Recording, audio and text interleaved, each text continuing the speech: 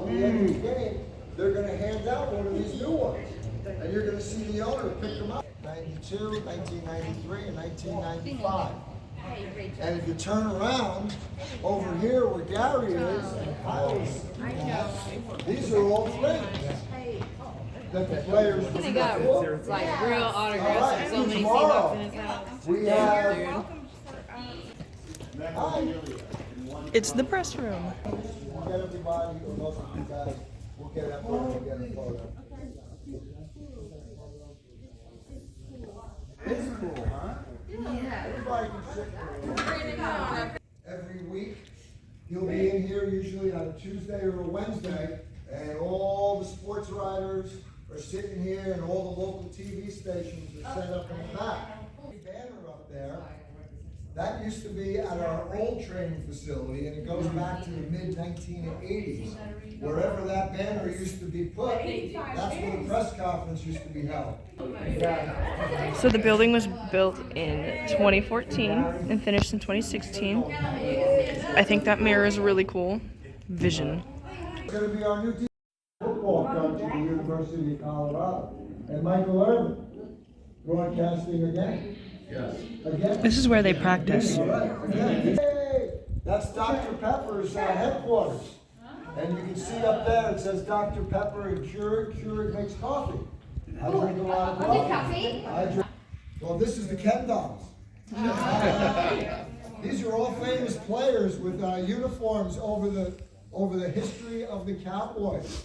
From the very beginning, look at what their uniforms looked like back in the early 1960s. Not very familiar, right? It wasn't very comfortable. Now maybe if you had those long sleeve jerseys up in Green Bay when it's cold, it was all right.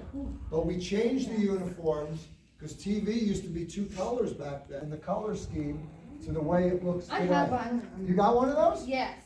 Great. It's my small. Is it? Okay. That helmet hasn't changed at all since 1967. And if you take a look, this is our famous quarterback, Roger Staubach. Finally, we got short sleeves in the early 70s and perforated jerseys. And the red, white, and blue was 1976. That was the 200th anniversary of America. And our bicentennial, the Cowboys wore those helmets for like 6 home games. When you eat Thanksgiving dinner, we wear this jersey every year. It pays homage to our original jersey. And everybody likes to buy this in the gift shop and pro shop. It's a very popular jersey. How about everybody, we get a group photo. And there was only 32 seconds left in the game, and the Cowboys were losing 14-10. Yep. Are you excited? So Roger Staubach, our quarterback, who I just showed you his helmet with the red, white, and blue, he said to the wide receiver, Drew Pearson, just go along, fans. We're all confident that they were going to win the game. The orange. They thought at the end of the game they were just going to throw all oranges on the field. But one fan got a little overzealous. Player wants something like a burger or something. It's pretty cool. I'll take a picture of Brandon enjoying the Cowboy luxury. Hoarded, very fancy schmancy Italian leather chair from Italy. The players get to sit here. So every Monday or Tuesday, all the players and coaches are sitting in here, and on this big screen, they watch the game that they just played to see what went right and what went wrong. And then they come back here in the middle of the week, and then they're also going to look at their next opponent who's on the roster. I am sitting Okay, in some everybody rich person's comfortable? chair. Oh, yeah. Bye-bye, comfy chair. That's all the weights. They practice in here and they get all strong. Look at this. A viewer. Rich T. So there's Jones one there. And there's the real field. I mean, sees everything. The year before, our was a regular. You see that goalpost is really, really thin. It's only 6 feet 3 inches across. The regulation is double that, is 18, almost triple, 18.6. So when we first moved here, 7, 8 years ago, our kicker, Dan Bailey, asked for a narrow field goal post.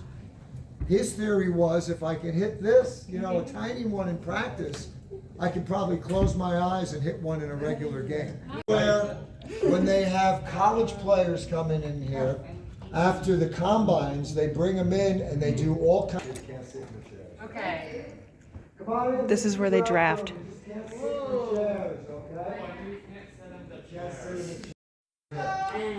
Over $1 million of technology. So I'm going to show you. Remember downstairs we did that Hail Mary play? I told you about the orange. Yeah. Remember, I'm going to show you. That's the camera that records for TV. At the end of this video, you're going to see that actual play. Yeah. I want to raise. I want 17. See Drew Pearson here. This way, during the draft, they can actually watch people when they're from college. Their college film. That's what you saw earlier. Did you see that orange? It just bounced. I don't know if you guys saw it. That was the play. It happened real fast. Woo! And they threw the ball in the stands, and actually threw it out of the stadium because it was a baseball stadium. And they had these like small bleachers, and nobody's ever found the ball. Take it, superimpose them, and then put them over on that screen. And they can run them side by side, see how they photographer out. Oh, everybody get one. Yeah, you know what? I want some of you guys on the left and some on the right, because I want to get all this.